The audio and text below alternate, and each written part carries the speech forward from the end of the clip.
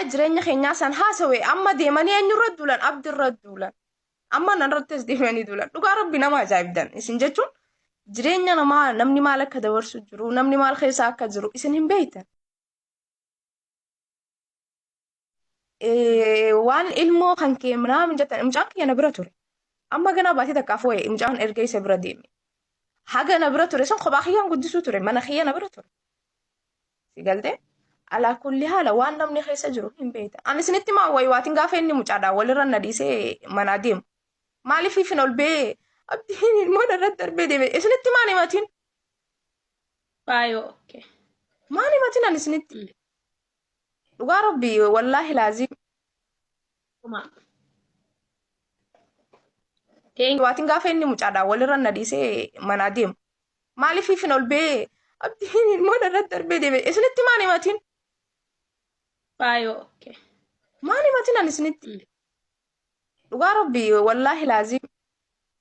Kuma. Thank you. saniif Galatoomii wallahi. ani waa'ee Inna anamma jechuu barbaadu maggee ati callisi akkanumatti fufi. jiruuf maaltu hin galinni beekta ilma namaa abdatanii jiraatanii ifirratti abdatanii jiraatanii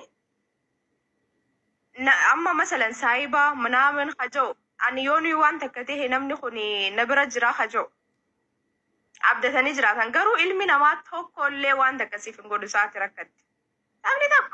namni tokkichi waan takka siif hin godhu tana jireenya kan kee keessa gizee beektee deemtu ilma namaa tokkollee ittiin haajamtu yaani namni tokkichi waan takka naaf hin godhu maaliif hawajji mana keessa galtuumaas hin godhu dhugaan siimaa miti yaani ifitti waan rakkina sirra uumamu hundaaf ati alaafinnata fudhattee jireenya kan kee keessa deemu yoo san hin tahin saayibbootan kiyya ani saayibbootan kiyya na bira jira ani jinniin kiyya na bira jira haja'u gaafa dhugaan dhufte ilma nama tokkoof biraan agartu ammaali an gaafa tana dura gaafa dhengaddaa malee haa teessan maali haa lubbuun si bahu jirti jaan namni na bira jira ture haa lubbuun na bahuuf deemta duuf deemta kamishtas fanaan jechuu jira namni na bira jira an gaafa san irratti ilma namaa quufee an dhugaa naa himi feetaami wallahi akkasii Dhugaa keeti. tokko nama kana if biraa dhabde mataan si rabbashama wallahi laazimaan gaafa akkasitti hospitaala maali amma lubbuun tanteessi bahu jirti jaansan ummaati yafaatu silkii keessa jira malee namni tokkichi na biran jiru ture bar duuf deemtaa kanaan jaa wallahi laazim yoon wanni hundinuu yani tawakkaltu alallah jee rabbii kan keetirratti hirkadhu deem jireenya kan kee keessatti rabbii kan keetirratti hirkattee gise deemte ilma namaas hin barbaachisu an amma jireenya kiyya keessatti waan uumamuu fi waan dhufuufillee wallahi laazim ilma namaa nan barbaachisu mataa kiyyaaf baqidha waan irraa eeggamu jireenya kiyyaa fi ilmootiyaaf ani baqidha jeetiyyaata yaa ilmootiyaa amma lagizeedhaaf baati takka ganaa kan innaa ifirra dhiise ati ni beekta amma namni akka waan naaf inni kam zamaan adda baanin quba qabda fatuwati amma baatii takkaaf haga kana qabuu dadhabee akkanatti yanamuu ajandaadhaaf maali girgirii buusa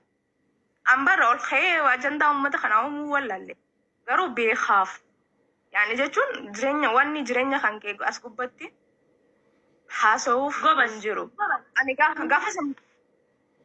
akkasnaan jaansan maaliif hiniifiin achiin deemee waan takka hin tahin maali erga nan hospitaala dhaqee namutu kaachina dhufeen gaafa san atooni jirta mataan keeti erga nan kophaa kiyyaba waan makiinaa keessa duuna fakkaate oksun billaa gaafa san kophaa kiyya taaksii keessa taa'ee deemee alaa kulli haala ilma namaatirratti abdatanii jiraachuun hin barbaachisu mataa keetitti jireenya kan kee rabbiin wakiila siif ta'ee deema tasanii achi namni sa'aati gammachuu qabdu si bira jira sa'a rakkatte Si gartee maggee ani wanni nama himuu qabu ijoollee sooshaal miidiyaa fayyadamu.